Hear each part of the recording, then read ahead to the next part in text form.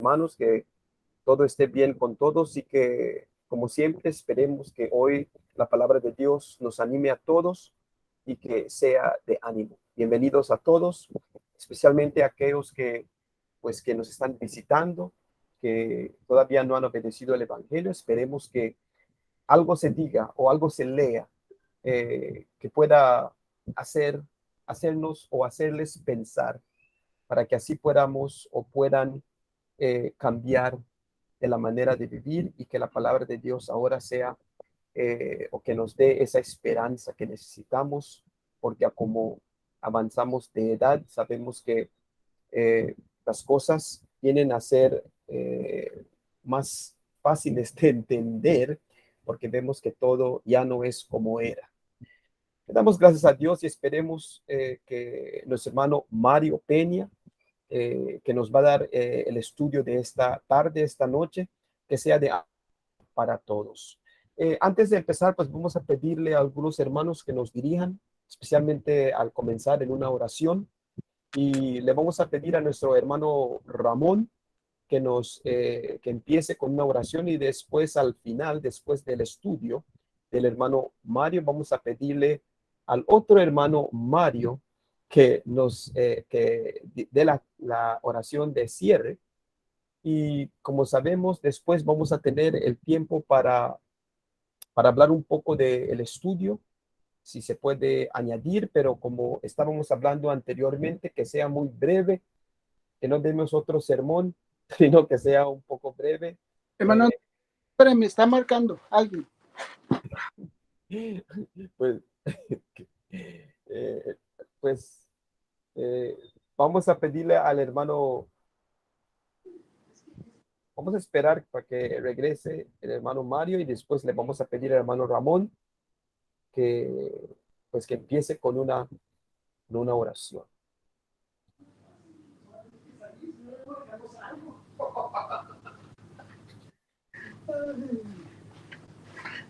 Ya ve, hermano Andrés, ¿qué le dije? Ya sabía yo.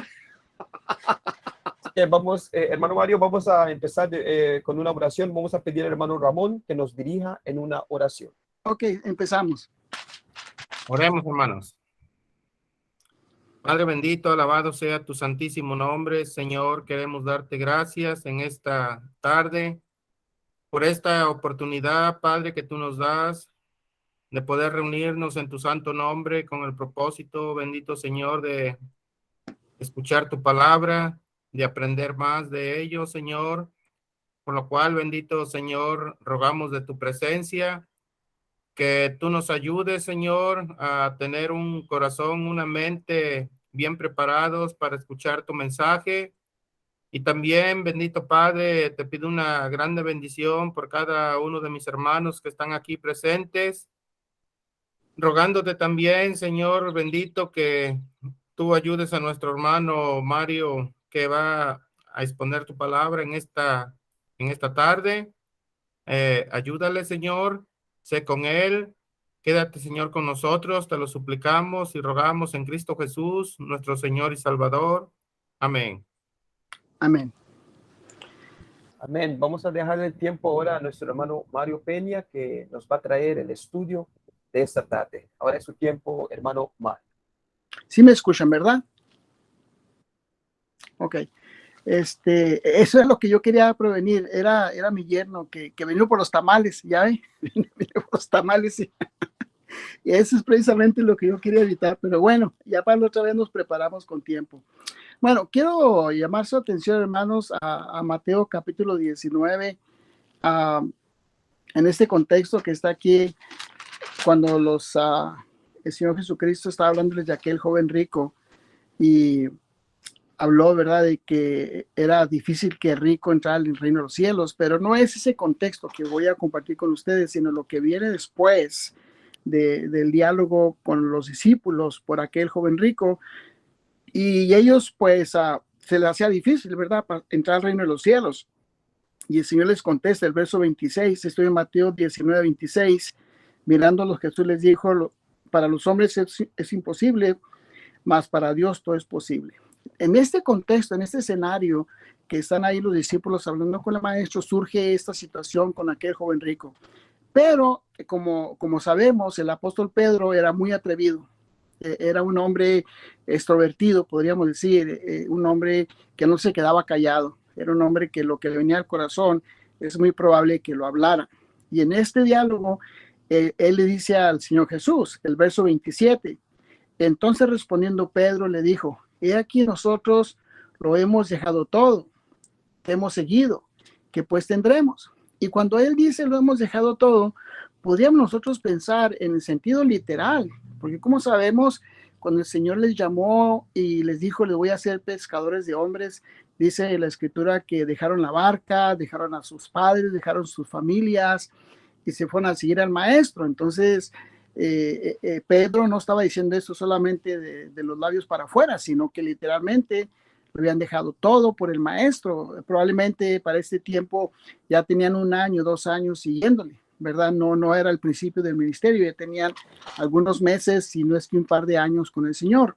Entonces, dejaron casa, dejaron sus trabajos, algunos tal vez dejaron sus esposas como Pedro y algunos dejaron cosas de importancia. Entonces, Pedro le pregunta, le dice, Señor, ¿qué pues tendremos? ¿Qué vamos a tener? Entonces el Señor le dijo, verso 28, Jesús le dijo, de cierto les digo que en la regeneración, es decir, hablando del reino de los cielos, hablando del establecimiento del pueblo de Dios, cuando el Hijo del Hombre se siente en el trono de su gloria, ustedes que me han seguido también se sentarán sobre 12 tronos para juzgar a las 12 tribus. Obviamente el maestro se refería a juzgar en el sentido de ser líderes, de enfrentar las cosas de la iglesia, de enfrentar problemas de la iglesia. Es decir, cuando habría de empezar, ¿verdad? Y sentarse en 12 tronos, pues podría llevar muy bien una explicación en sentido simbólico, espiritual, que ellos habrían de gobernar dentro de la iglesia, dentro del pueblo de Dios, ¿verdad? Pero la parte que me interesa y donde quiero que partamos es del verso 28 y verso 29. Cualquiera que haya dejado casas, hermanos, hermanas, padre, madre, mujer, hijos, tierras por mi nombre, recibirá 100 veces más y heredará la vida eterna. Entonces, Pedro le contesta o le pregunta, mejor dicho, Señor, nosotros lo hemos dejado todo, refiriéndose en contraste con aquel joven rico, ¿verdad? Que no estaba dispuesto a dejar sus bienes, cuando el maestro le dice, vende todo lo que tienes y da a los pobres. Él no quería dejar las cosas y Pedro en contraste le pregunta, Señor, bueno, nosotros sí hemos hecho lo que le pediste al joven rico, ¿qué tendremos? ¿Qué nos vas a dar? Y muy aparte de lo que les dice en el verso 28, la parte que me interesa a mí es la parte 29, del verso 29. Los que han dejado hermanos, hermanas, padre, madre, mujer, hijos, o lo que sea, van a recibir 100 veces más. Nosotros podríamos hacer la pregunta, hermanos, ¿qué hemos dejado por el Señor Jesús? ¿Qué hemos dejado por seguir al Señor Jesús? ¿Qué hemos dejado por querer ser cristianos? Y si hay amigos que nos escuchan, la pregunta sería, ¿qué están dispuestos a dejar por seguir al Señor Jesús? ¿Qué están dispuestos a abandonar por seguir al Maestro? Esa sería la pregunta para aquellos amigos que nos escuchan. Pero aplicándolo a nosotros, hermanos, tal vez nosotros no nos damos cuenta lo que hemos recibido al dejar las cosas del mundo, inclusive algunos de nosotros tal vez hasta dejar la armonía con la familia que tuvimos antes de ser cristianos, ¿verdad? Los convivios, las fiestas, las diversiones que se tienen en la vida del mundo. Tal vez no nos ha caído el 20 de lo que hemos obtenido por dejar las cosas del mundo y lo que hemos obtenido por ser parte del pueblo de Dios. Y esa es la parte, hermanos, que yo quisiera que nosotros tratamos de hacer conciencia, lo que hemos recibido a cambio de lo que hemos dejado. Y si hemos dejado cosas importantes, creo que algunos de nosotros hemos dejado cosas que nos daban cierta felicidad, que nos daban cierta tranquilidad, nos daban cierta armonía, pero que ahora hemos recibido mucho más. Y tal vez, como dije ahorita, tal vez nosotros no nos cae bien el 20 de lo que hemos recibido. Quiero que vayamos, hermanos, a Lucas capítulo 8. Cuando el Señor Jesús andaba ahí predicando, se juntaban las multitudes a escucharlo. las ciudades, andaba predicando el evangelio por varias ciudades. El verso 1 dice que Jesús después iba por todas las ciudades, aldeas, predicando, anunciando el reino de Dios, y con él andaban los 12, dice el verso 1. Entonces, en ese viaje, en ese andar, por cierto, no fueron muchas ciudades, muchos pueblos que el maestro anduvo. Ahorita no tengo el número, pero no llegaron ni a 20 ciudades que el maestro anduvo caminando por aquellos terrenos. Y en ese andar, de repente, dice la escritura que vinieron en el verso 19, 8:19.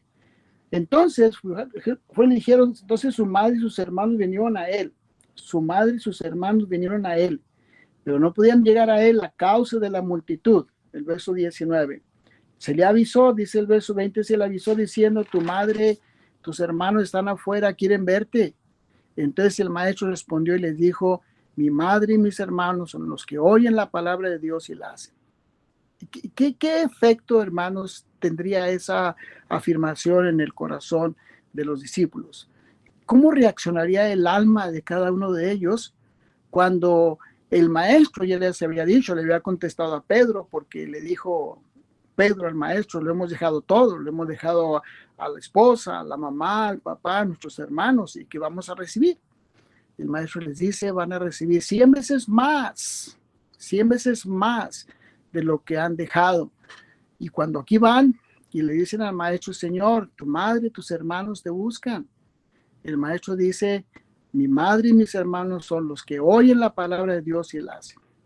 Hermanos, la pregunta es esta: ¿qué hemos recibido nosotros al venir al reino de Dios? ¿Qué es lo que Dios nos ha dado al ser trasladados, como dice en la carta a los Colosenses, cuando el Espíritu Santo le encargó al apóstol Pablo que escribiera esta carta a los Colosenses? Hay una palabra ahí, hermanos, que yo quisiera que la tuviéramos en el corazón y la pensáramos con calma. Ese término que está ahí, esta carta a los Colosenses, capítulo 1, y el contexto que está aquí. Esta carta es probable que el Espíritu Santo se la haya revelado al apóstol Pablo más o menos por el año 60, por el año 62, probablemente de Roma, ¿verdad? En su viaje que estaba por llegar a Roma. Y en ese momento que el apóstol Pablo estaba ya para ser encarcelado, ¿verdad?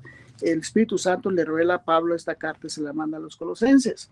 Y en este contexto, ¿verdad? Hablaba el apóstol Pablo que hacía oraciones, verso 9, por lo cual también nosotros desde el día que lo oímos no cesamos de orar por ustedes, de pedir que sean llenos del conocimiento de Dios, que anden como es digno del Señor, agradándole en todo, llevando fruto, creciendo en el conocimiento de Dios, que sean fortalecidos. El apóstol Pablo, el Espíritu Santo le dice a los colosenses que sean fortalecidos conforme a la potencia de su gloria, con gozo, dando gracias al Padre. Pero el verso 13 es donde yo sugiero que pongamos atención, porque dice, el cual nos ha librado de la potestad de las tinieblas y trasladado al reino de su amado Hijo. Hermanos, cuando uno estudia un poquito y se informa un poquito de las culturas de aquellos tiempos, de dónde venían los hermanos gentiles, muchos sabemos de los corintios, ¿verdad? ¿Quiénes eran los corintios? Y quiénes habían sido los romanos antes de ser cristianos, y quiénes eran los tesalonicenses o los efesios, ¿verdad? Que eran idólatras, paganos. Y seguramente los colosenses tenían algo de eso también. Obviamente era una mezcla entre gentiles y judíos por las cuestiones de las cartas, de la carta a los hermanos de Galacia y la carta a los colosenses. Había un tanto de judaísmo mezclado dentro de la iglesia, pero a lo que voy es esto. Muchos de los hermanos de Colosas habían andado en el mundo. ¿Qué tipo de familias tendrían ellos? Yo me pongo a pensar, ¿cómo era la familia de los hermanos de aquellos tiempos? Ahorita, antes de empezar la conversación con ustedes, el hermano Andrés me preguntó por mi familia, porque conoce mi familia hace más de 30 años. Algunos hermanos nos conocen, ¿verdad? Desde que mis hijas estaban jovencitas, y nos preguntamos por las familias y cómo está su esposa, cómo están sus hijos y cómo están los nietos, y pienso en las familias, y es lo mismo que pienso yo en estos hermanos de Colosas, de Roma, de Éfeso. ¿Cómo eran las familias? ¿Cómo se interaccionaban? ¿Cuál era el dinamismo? ¿Cuál era la dinámica del hombre con la mujer? ¿Y cómo era la dinámica de los hijos con los padres, ¿verdad? Cómo era la convivencia entre ellos. Y esto digo, hermanos, porque en el verso 13 dice, nos ha trasladado de las tinieblas al reino de su amado Hijo. Yo quisiera alterar un poquito el pasaje del verso 13, interpolar, si se vale, si se puede, nos ha trasladado a la familia de Dios. Pero déjame hacer un paréntesis, hermanos, con mi vida personal. Yo no tuve papá que viviera con nosotros. Mi mamá tuvo que trabajar para llevarnos el pan de cada día y nos criamos con mi abuela. Y era una familia disfuncional, donde no estaba papá, no estaba mamá, donde no era una familia, digamos, entre comillas, normal. Entonces nosotros no teníamos el concepto de lo que es una familia normal, donde está papá y mamá, donde están los hermanos, los abuelos, los tíos. En otras palabras, vengo de una familia disfuncional. Entonces, cuando yo me caso con mi esposa, con Lupe, el 8 de noviembre del 8 de noviembre de 1979, yo conozco un ambiente diferente. Ya conocí otras familias de hermanos, ¿verdad? La familia del hermano Larrea, la familia del hermano César Jiménez, otras familias de hermanos, pero no conocía la familia de mi esposa, la familia de cristianos, yo no la conocía. Y ahí es cuando uno se da cuenta, ¿verdad?, el valor de la familia carnal. Bueno, eso no es nada, porque lo que ha hecho nuestro Dios nos ha trasladado al reino de su amado Hijo, o déjeme decir, nos ha trasladado a una familia espiritual. Y eso es lo que yo quiero tratar de platicar con ustedes, compartir con ustedes. La familia verdadera es la familia espiritual. Dios nos ha sacado de una familia del mundo, una familia sanguínea, una familia de carne, una familia de la tierra, y nos ha puesto una familia espiritual. Algunos de nosotros, yo estoy muy agradecido con Dios porque me ha enseñado lo que es una familia sanguínea, lo que es una familia en la carne, lo que es que exista papá y que existan los hijos y los abuelos y los tíos. Y es una bendición tener una familia cristiana. Eso que no hay duda. Que dentro de un grupo donde está papá y mamá y los hijos sean cristianos, esa es una gran bendición. Eso es algo que no se puede comparar con la familia del mundo, donde no hay el temor a Dios, donde no hay el deseo de servir a Dios, donde no hay el interés de conocer de las cosas de Dios. Pero cuando vemos esos pasajes que nos ha trasladado de las tinieblas al reino de su amado Hijo, entonces, y comprendemos la importancia de eso, comprendemos la importancia de la familia espiritual. Hermanos, miren, cuando uno oye la palabra familia, uno debe de pensar no solamente en la familia en la carne, no solamente en la familia donde está el papá, mamá, los abuelos, los tíos, los hermanos, sino el término familia se puede usar en una variada forma. Por ejemplo, en la escuela. En la escuela funciona como una familia, porque los maestros funcionan como la figura paternal. Los niños ven a los maestros como si fuera su tío, su hermano mayor, o su abuelo, o su papá. Los niños se abren muy de capa con los maestros. Y la escuela tiene normas, y tiene reglas, y tiene sus propios métodos, ¿verdad? Y el niño la mayor parte del día se la pasa en la escuela. El niño, el día tiene 24 horas, el niño duerme 8 horas, 7 horas, ya un tercio del día no está con nadie. Luego se va a la escuela y pasa en la escuela 6, 8, 10 horas. Ya pasó la mayor parte del tiempo con la escuela y es la familia del niño. En las empresas donde la persona trabaja, muchas veces la compañía funciona como una familia, donde hay reglas, hay normas y la persona trabaja 8, 10, 12 horas y los compañeros de trabajo forman una familia de trabajo. Pero hay también familias antisociales, como las pandillas. Las pandillas, muchas de ellas funcionan como una familia y se dicen hermanos y hermanas y se apoyan y son humildes y generosos y se aman y tienen lealtad, aunque a su manera, pero para ellos es su familia, es una familia antisocial. Bueno, la familia que Dios tiene es una familia para nosotros, hermanos, donde nosotros podemos sentirnos abrigados. Los hermanos que salen a series, yo ya tengo muchos años que no salgo a series, pero cuando salen unas series que llega uno a ciertos lugares que no conoce uno a las personas, no conoce uno a las mujeres, a los jóvenes, a los ancianos, a los hombres mayores, pero lo reciben a uno como si fuera uno ya parte de la familia, ya hermano venga para acá, hermana venga para allá, y se siente ese acercamiento espiritual, acercamiento que une por el Evangelio. ¿Por qué? Porque somos una familia, porque eso es lo que importa. La familia espiritual es la parte más importante que el ser humano puede tener. Y la familia en la carne, hermanos, amigos, tarde que temprano uno tiene que salir de este cuerpo, y aquí se queda mamá y se queda papá, o se va papá, se va mamá y se quedan aquí los hijos, y se va el abuelo, se va la abuela y se quedan aquí los nietos, y hasta ahí llegó la familia carnal. Pero la familia espiritual es eterna. Esa es eterna, esa para siempre va a existir porque Dios así la hizo. Entonces, uno tiene que darle el valor a qué familia pertenezco yo, a cuál es la familia verdadera para mí. Está bien, yo amo a mi esposa, yo amo a mis hijas, amo a mis nietos, y yo me esfuerzo por ayudarles y servirles a ellos, pero más que eso debería ser más importante para mí mi familia espiritual. Cuando el maestro les dijo a los discípulos que por qué se afanan por el día de mañana, qué comeremos o qué beberemos, ¿no es la vida más que el alimento? O cuando el Señor les dice, busquen primeramente el reino de Dios y su justicia, busquen la familia verdadera, busquen el grupo que es para la eternidad. Y cuando uno pone su mira en eso, entonces uno le da su valor a la familia espiritual. Uno a veces le pregunta a las personas, ¿dónde quiere pasar la eternidad? ¿Con quién quiere pasar la eternidad? Y por alguna razón automáticamente pensamos en la familia sanguínea, con mamá, con papá, obviamente son cristianos. Y no piensa uno en los hermanos, no piensa uno a lo mejor sí piensa uno en los hermanos, ¿verdad? Hermanos muy queridos que ya han partido de este mundo, que Dios los ha trasladado de este país a un país espiritual. Y por qué razón, es que así somos. Pero uno debería de pensar, hermanos, la familia que tengo, la familia espiritual, es la parte más importante. Y a los amigos que nos escuchan, yo les preguntaría, ¿qué tipo de familia quiere usted tener?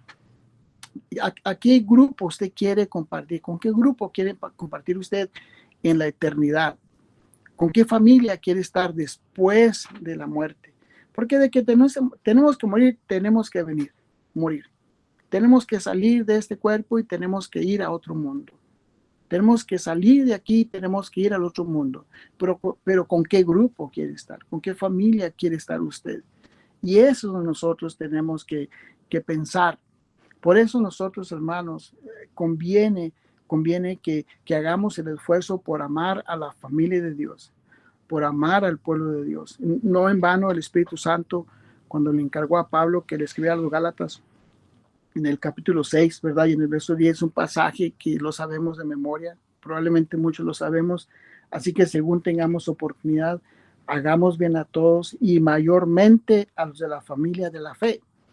Y ese hacer bien, pues implica todo, tanto lo material como lo espiritual, como lo emocional, que primero sea el pueblo de Dios, primero es la familia de Dios, primero son mis hermanos.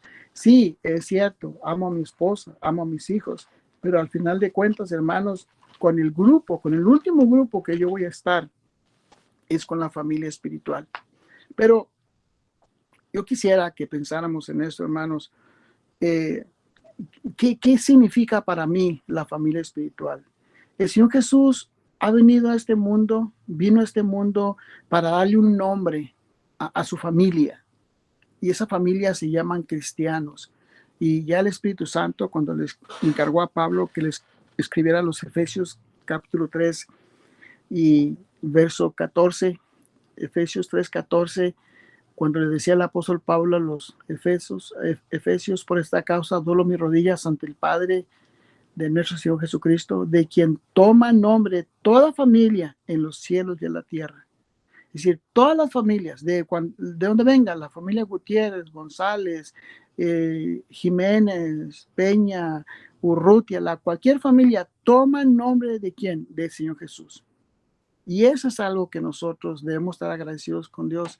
Hermanos, Dios nos ha concedido tener una familia y esa familia es la iglesia del Señor. Esa familia es el reino de Dios. Esa familia es el pueblo de Dios. La familia, esa es la parte más importante.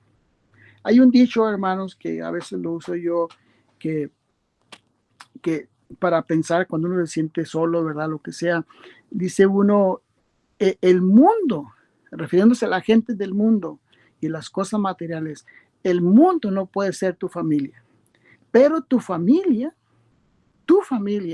puede ser tu mundo. Y si mi familia, la más importante, la espiritual, entonces ese puede ser mi mundo en el que yo me voy a mover. Entonces, depende cómo lo conciba yo. El mundo no va a ser mi familia, ni en mi trabajo, ni mis compañeros de trabajo, ni en la escuela, ni los vecinos, inclusive ni la familia sanguínea va a ser mi familia eterna. Sin embargo, mi familia espiritual, ese sí puede ser mi mundo donde yo me pueda mover. Hermanos, yo me quedo pensando, ¿cómo era la dinámica de la familia en el primer siglo? Me refiero a la familia espiritual. ¿Cómo podían los hermanos convivir todos los días, viéndose todos los días? Lo digo esto porque, hermanos, todos tenemos nuestros caracteres.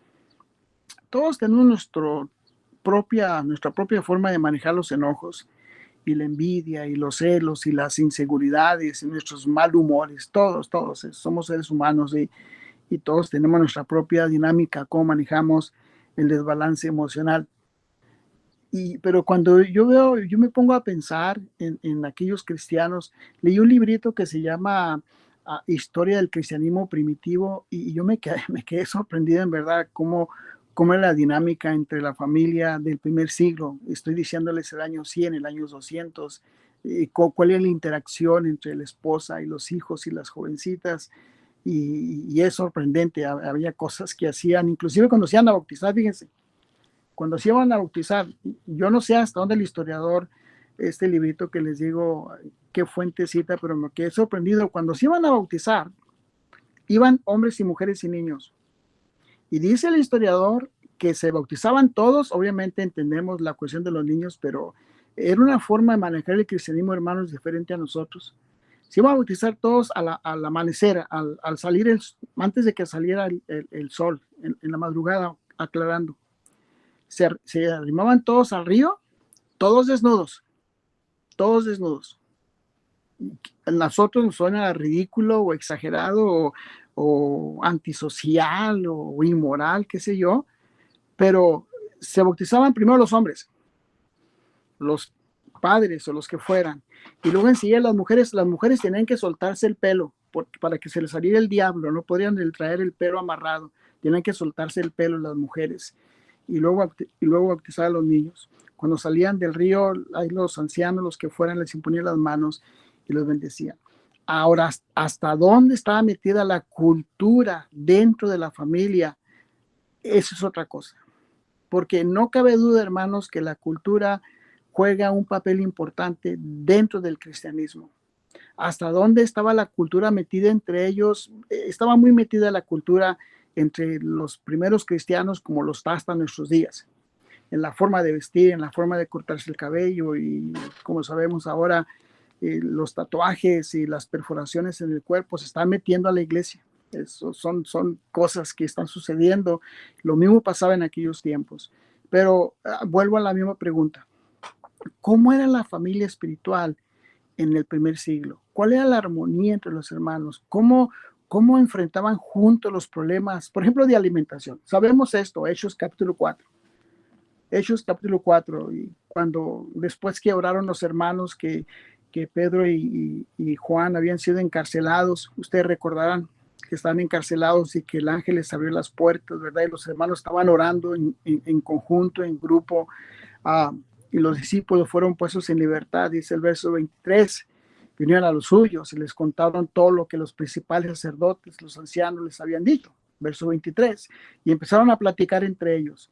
Pero el verso 31 dice que oraron. Cuando oraron, el lugar en que estaban congregados tembló. Todos fueron llenos del Espíritu Santo. Hablaban con denuedo la palabra de Dios. Es decir, el Espíritu Santo jugó un papel preponderante, importantísimo en el primer siglo. Es algo que nosotros a lo mejor no no nos cae todavía bien el 20 del papel importantísimo, pero bien importante que el Espíritu Santo jugó en esos tiempos. ¿Por qué? Porque ellos no tenían la escritura como la tenemos nosotros. Ahora sí que ellos no pueden decir, hermanos, vamos a la carta a los Romanos, capítulo 5 y verso 8. Hermanos, ahora vamos a la carta a los Tesalonicenses, capítulo 1, verso 2. Ellos no tenían esa dinámica. Tenían algunas iglesias, tenían rollos, tenían pergaminos, tenían algunas porciones. ¿Pero qué tenían? Tenían el Espíritu Santo. Dice que fueron llenos del Espíritu Santo, hablaban con mucha confianza, con mucho valor la palabra de Dios. Yo podría decir, porque tenían el Espíritu Santo, porque eran tiempos en que el Espíritu de Dios jugó un papel preponderante, importantísimo en esta dinámica con los hermanos. Verso 32, la multitud de los que habían creído eran de un corazón, eran de un alma. Ninguno decía el suyo propio, nada de lo que poseía, sino que tenían todas las cosas en común.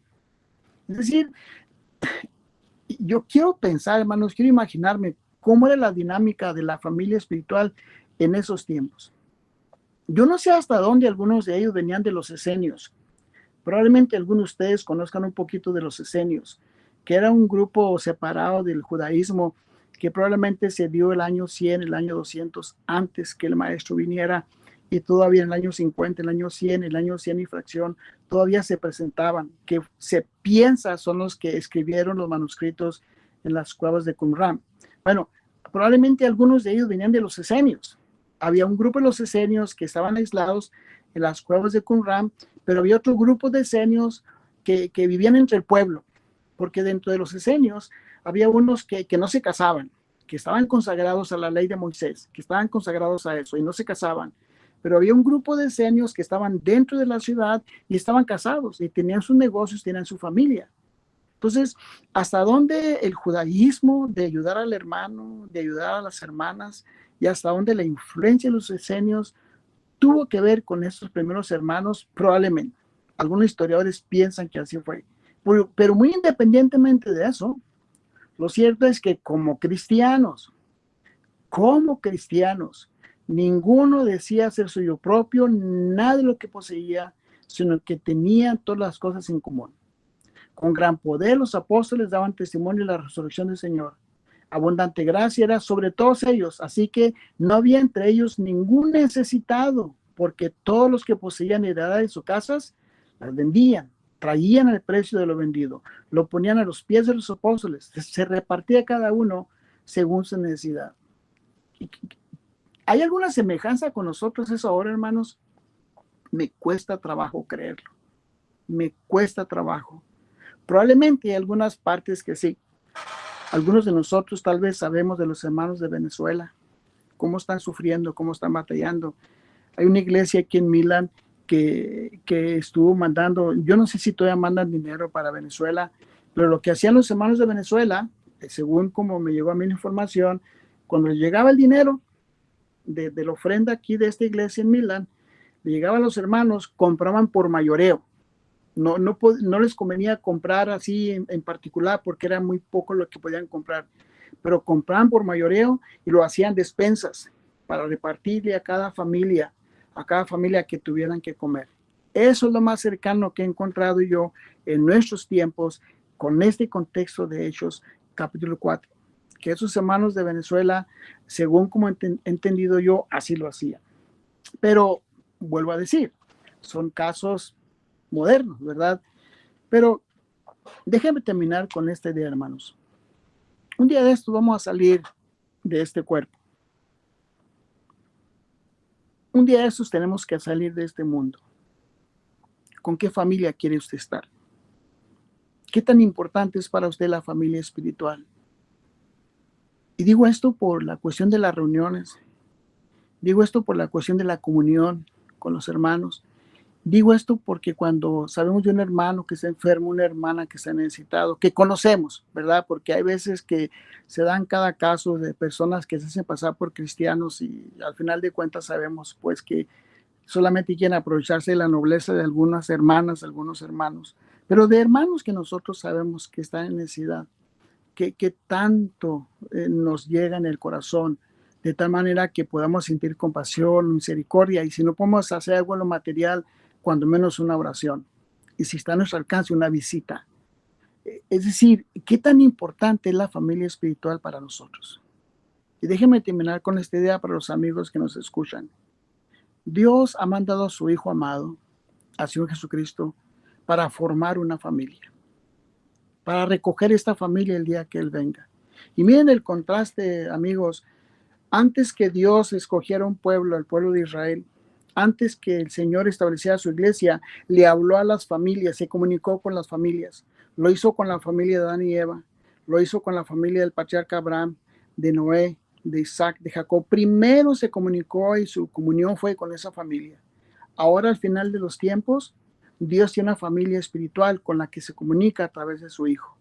Entonces, para Dios, la familia es importantísima. Y ojalá que para nosotros también lo sea.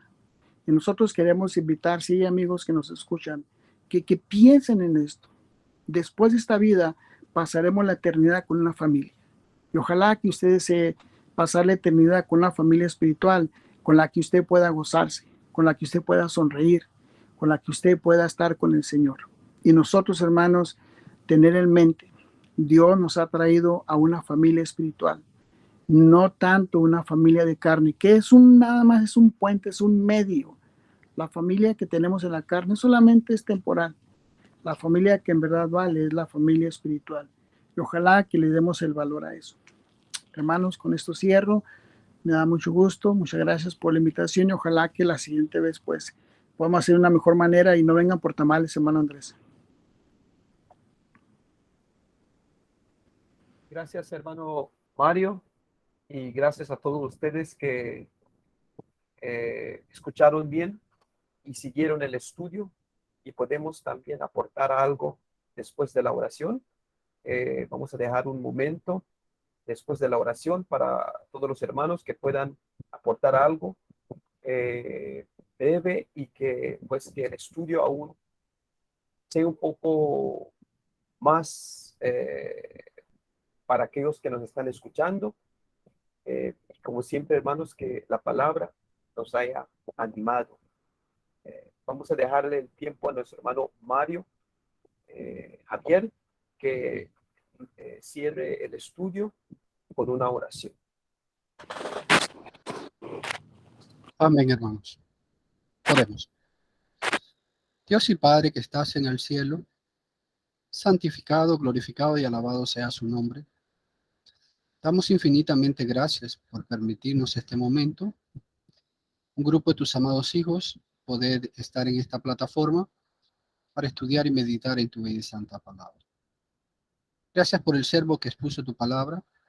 Siempre dele la fuerza, la salud, para que él siga exponiendo tu palabra.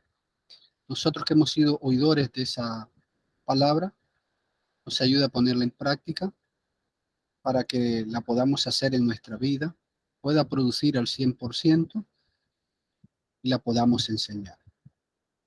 Señor, agradecidos por tu palabra y ayúdenos para ponerla en práctica. Todas estas cosas se las pedimos, se las rogamos a través de Cristo, nuestro Salvador. Amén. Amén. Gracias, hermano Mario. Pues vamos a empezar, hermanos, con lo que nos queda, que es aportar algo, o si hay alguna pregunta o algo que quisiéramos añadir al estudio. Vamos a empezar como está en la pantalla, como yo lo tengo aquí en mi pantalla. Hermano Andrés primero, después nuestro hermano Mario Javier, después nuestro hermano Ramón Herrera, después nuestro hermano Moisés Chávez, después nuestro hermano, ¿cómo se llama? Creo que es Adolfo, creo que es, que dice, cree por lo cual hablo. Osvaldo, hermano. Osvaldo, ay, se me está olvidando el nombre. Disculpe, hermano Osvaldo. Osvaldo, sí, no se preocupen. Y después seguimos con nuestra hermana, si quieren, las hermanas también, que si quieren aportar también, están bienvenidas. Aquí dice nuestra hermana Doralisa Burgos, después nuestro hermano Eduardo Rangel, después nuestro hermano Daniel Arturo Ramírez, y al final, pues nuestro hermano, pues yo, y después nuestro hermano Mario, si quiere decir algo al final, después que todos han dicho algo, se puede hacer. Así que vamos a empezar con nuestro hermano Andrés. Gracias, hermano González. Hermano Mario Peña, gracias por la lección.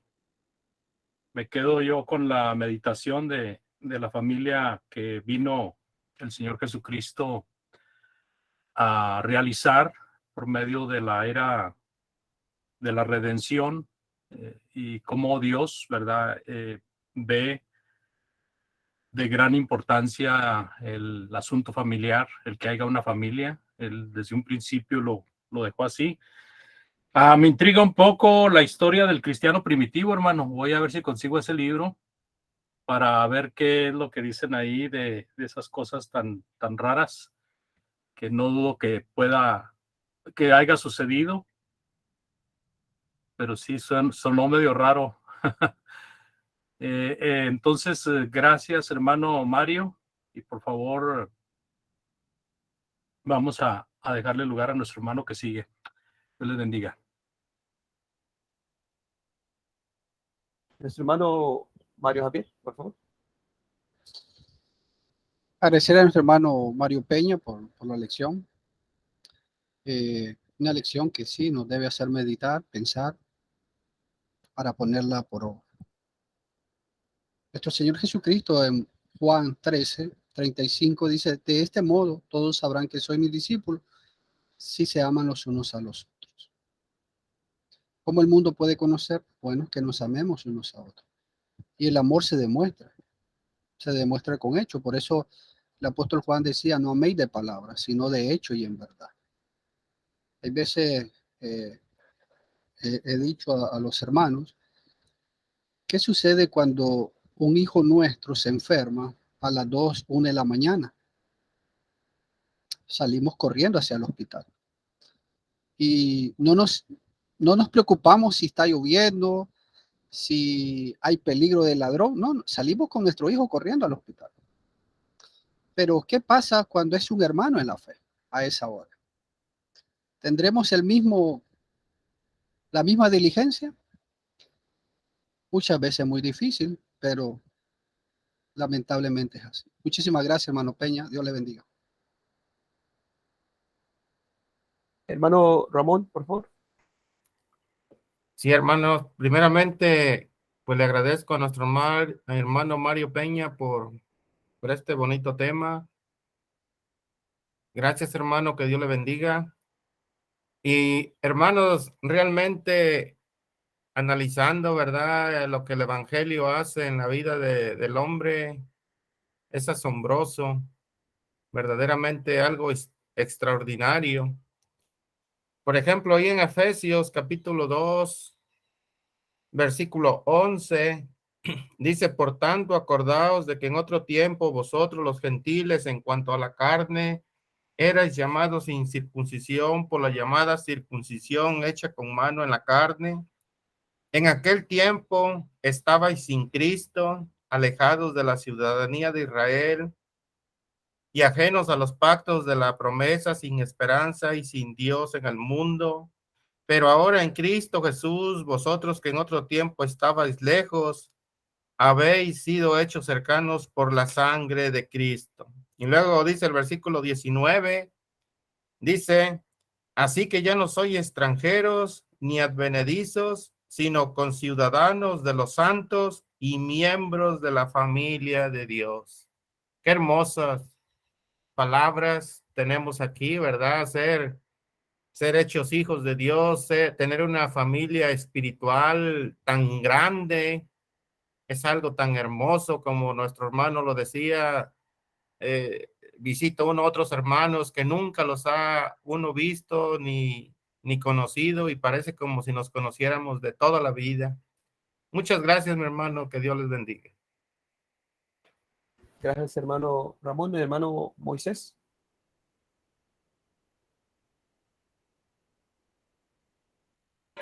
Muchas gracias, hermanos, por el tiempo que nos dan de exponer un poquito nuestro concepto de este estudio, esta predicación que nuestro hermano Peña nos ha predicado. Muchas gracias, hermano, por la prédica.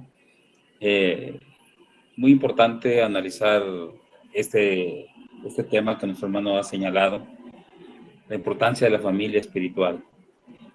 Para nadie es un secreto que la base de la familia, o la base de la sociedad, perdón, es la familia. Por algo el Señor, no en vano el Señor escogió este modelo, pero en un sentido espiritual, pues nuestro hermano ya nos decía claramente lo que es esta familia, que es la iglesia, es el reino de Dios. Es algo especial y vital para nosotros pertenecer a esta familia. Es cierto, como sabemos, que la iglesia no salva, pero Dios no salva si no es a través de la iglesia. Y en este sentido, pues la familia espiritual de la cual se está hablando. Me quedo mucho con el hermano citó de Colosenses 1:13, y yo creo que esa es la clave de todo, la bendición que tenemos. Los hermanos hacían preguntas al principio de qué hemos dejado nosotros por Cristo, y también qué hemos recibido a cambio de lo que hemos dejado. Pues una bendición tan grande de pertenecer a esta hermosa familia. Nos ha trasladado al bautizarnos, hemos sido trasladados, hemos tenido la dicha de ser trasladados e integrados a esta familia espiritual, donde contraemos obligaciones, pero también obtenemos muchos beneficios, muchas bendiciones. Entre ellas, pues tener la dicha y la seguridad de que esta familia es trascendente, no queda aquí en la tierra, sino que trasciende esto material, este mundo material. Así es que, hermano, gracias y pues algo para meditar y para ponerlo en práctica, valorar más que somos miembros de esta familia espiritual. Gracias, Dios les bendiga. Gracias, hermano Moisés, hermano Osvaldo. Solamente agradecer al hermano el estudio que presentó en esta tarde. Y nomás que sí le quiero preguntar algo, hermano. ¿Qué sucede cuando, por lo general, siempre hay familias disfuncionales? Y cuando se predica el evangelio a estas personas, a veces es difícil que lleguen a la conversión por ese mismo problema. Bueno, teniéndolo aquí a usted, me gustaría escuchar, hermano, ¿qué piensa del asunto? Bueno, no hay familia perfecta, para empezar. No hay familia que sea perfecta. Todas las familias son disfuncionales en cierto nivel, en cierto grado, ¿verdad? Pero yo podría decir que si una familia es más disfuncional de lo que debería de ser, porque como dije, no hay familia perfecta. En todas las familias hay ciertas disfunciones, pero cuando una familia es más de lo que disfuncional de lo que debería ser, es porque no se están manejando las reglas o respetando las reglas de la familia bien, como debe ser. No se están manejando los privilegios bien, como debe ser. Es decir, esas tres partes mencioné: obligaciones, privilegios y lo que sería la armonía en la familia. Si en una familia tiene que tener normas, reglas. Algunas reglas son de la sociedad, algunas reglas son del país, algunas reglas son de la familia. Por ejemplo, a qué horas el jovencito debe de meterse en la noche, a qué horas va a limpiar su cuarto, a qué hora va a hacer la tarea, a qué hora van a comer, las obligaciones dentro de la casa y los privilegios también. ¿Cómo se va a recompensar la familia por ser parte de la familia? Ya no tanto porque cumplió con la tarea, porque limpió la casa, porque tiró la basura, sino cómo se va a recompensar la familia con los privilegios y cómo va a trabajar los miembros de la familia en unidad. La familia tiene que funcionar como un equipo, como en una empresa, como en una oficina. Tiene que haber armonía, tiene que haber unidad, tiene que haber trabajo de conjunto, de grupo. Obviamente inferimos la comunicación, la humildad, la cooperación, pero tiene que haber acuerdo en que se van a respetar las reglas. Vamos a respetar las normas internas de la familia, vamos a considerar la recompensa los premios o lo que va a ser, lo que puede ser las diversiones. Entonces, cuando en una familia es más disfuncional de lo que debería de ser, vuelvo a decir, de lo que debería de ser, porque no hay familia perfecta, pero hay familias que sí son disfuncionales más de lo que deberían de ser.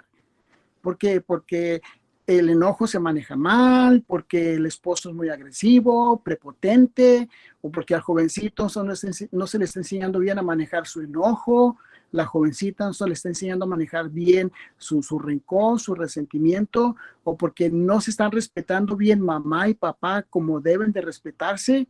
Entonces, obviamente, va a hacer que la familia sea más disfuncional. Entonces, lo que yo sugeriría es que tienen que sentarse los miembros de la familia y platicar. ¿Qué es una familia? ¿Qué entendemos por familia? Es lo que yo les digo a los hermanos a veces que me preguntan y que me hablan para consejería. Explíqueme usted qué entiende por familia. ¿Qué es para usted una familia? Y si es un niño de 6, 8, 10 años, no, pues que mi papá me compre un videojuego. No, pues que mi papá me compre esto. El niño, el joven piensa en términos de lo material, que es en la familia. Pero cuando se platica bien de lo que es una familia y se ponen las cartas sobre la mesa y se trabaja en equipo, poco a poco se van arreglando lo que va haciendo que la familia sea más disfuncional de lo que debería ser. Acuérdense, no hay familia perfecta. Todas las familias somos disfuncionales en cierta manera, pero hay disfunciones que se pueden evitar con trabajo de equipo. Se tiene que trabajar en equipo. Y si no quiere trabajar un miembro de la familia que no trabaje en equipo, el asunto se va a complicar más. Por ejemplo, una familia donde una parte es incrédula. Ayer tuvimos una visita con una hermana que su esposo es incrédulo y le pregunté yo al esposo, le dije, suponiendo que la hermana no es cristiana, ¿cómo sería su familia si en este hogar no hubiera una cristiana? Que la hermana se fuera de viaje 3, 4 días y que anduviera con hombres y anduviera de borracha, ¿cómo sería la familia? Y el Señor se puso y dijo, pues no sería igual, el divorcio y lo demás. Entonces, tienen que sentarse los miembros de ese grupo a platicar con honestidad, con humildad y ser voluntariosos. Y obviamente cuando hablamos de la familia cristiana, poniendo la Biblia en medio, poniendo la escritura en medio. Vamos a ver qué dice la escritura en cuanto a la familia.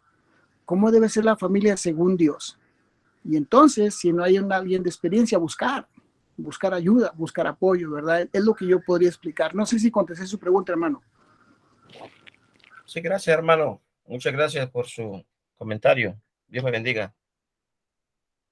Gracias, hermanos. No sé si nuestra hermana Burgos quisiera decir algo o se fue. Nuestro hermano Rangel. Buenas tardes, Dios los bendiga. Saludos, hermano Mario, gusto en verlo por aquí. Me da gusto de que se haya presentado y prestado para este estudio.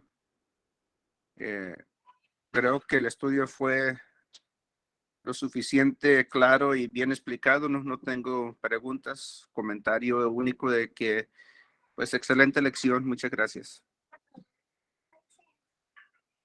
Un saludarlo. Hermanos, antes que se me olvide, para contestar la pregunta del hermano Andrés, este libro se llama Estructuras del Cristianismo Antiguo, es como se llama este libro. Yo le mando foto, hermano, del libro con el ISBN number para que lo tengan. No es muy grande el libro, tiene, ahora verá cuántas páginas tiene. No está muy grande, no es muy grueso, tiene como 200 páginas. No es tanto. Yo lo tengo todo marcado. Por cierto, estaba buscando eso que me dijo usted, hermano, que me preguntó sobre el bautismo y lo encontré, pero ya se me perdió. Déjame ver si lo encontré aquí. Por eso que usted me preguntó del bautismo, porque sí está medio raro eso, ¿verdad? Está medio raro eso. Pero aquí lo encontré, miren, en la página 72. Y luego le dejo la palabra, hermano. Dice, hablando del bautismo, esta ordenanza fijaba que a la hora del canto del gallo se ora primero junto al agua fluyente. O sea, ellos tienen la regla que tenía que ser un río.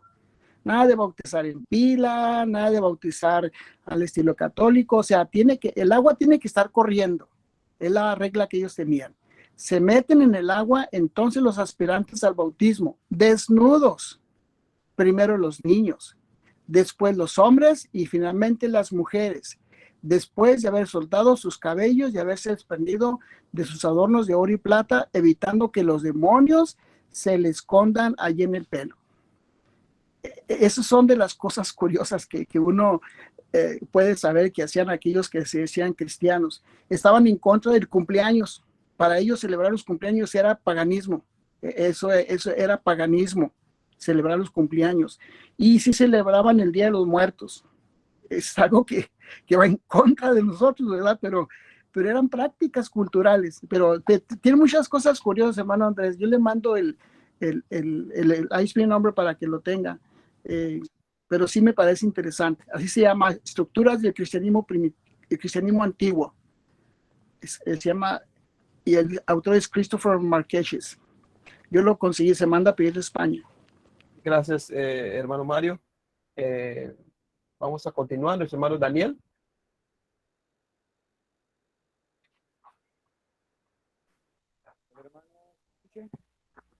No le escuchamos, hermano. Sí se escucha. Ahí está, hermano. Ahora sí. Bueno, Dios les bendiga a todos. Llegué tardecito, pero bueno, logro entender de lo que se estuvo estudiando acerca de la familia conectada con la familia en Cristo. Me da gusto tener esta familia y poder saludarles una vez más, hermano. Dios bendiga la palabra en nuestros corazones y adelante en el Señor. Bendiciones, hermano. Gracias, hermano Daniel. Hermano Mario, muchas gracias por el estudio y espero que ha puesto a todos a pensar de acuerdo a la palabra de Dios y que al entender esto o tener esto en mente, creo que todos nosotros debemos de tener esto en mente, de que cuando nosotros obedecimos el Evangelio, como la palabra de Dios nos enseña, nosotros dejamos al viejo hombre y ahora renacemos, un hombre nuevo, que quiere decir que igualmente como nacemos en el mundo físicamente hablando, al nacer espiritualmente, ahora tenemos a nuestro Padre y a nuestra familia. Y claro, Dios es nuestro Padre y la familia son nuestros hermanos, nuestras hermanas.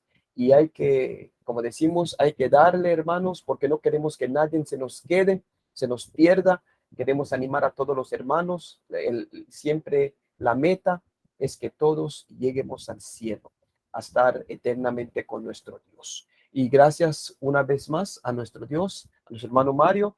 Y pues vamos ya que todos estamos reunidos, vamos a pedir una oración más y después los que se quieran quedar, se pueden quedar y después pues se puede hablar otras cositas con el hermano Andrés y los demás de los hermanos. Vamos a pedir a nuestro hermano Moisés si nos puede dar una oración antes que cierremos. Vamos a orar, hermanos. Oremos. Señor Dios que mora en los cielos, santificado sea su santo nombre. Agradecidos estamos, Señor, por darnos esta oportunidad grandiosa de meditar en su palabra, hacer espacio en nuestras vidas para ser confortados nuestros espíritus con su verdad, con su consejo bíblico, para seguir adelante y meditar en esas bendiciones grandiosas que tenemos y que generalmente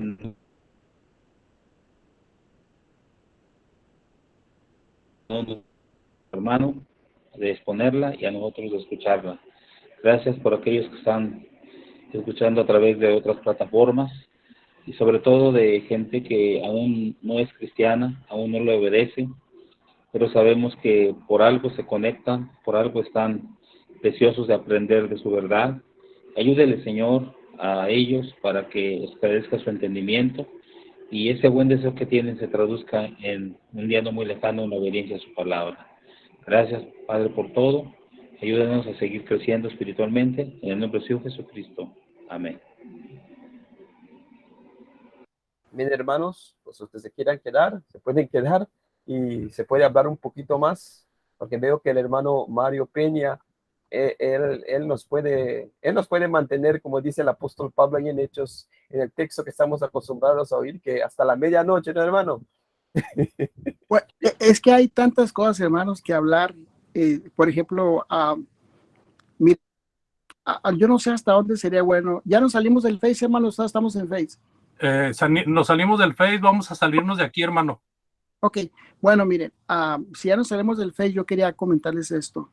Yo no sé hasta dónde nosotros estamos conscientes que la escritura que nosotros leemos, el libro que nosotros leemos, estamos leyendo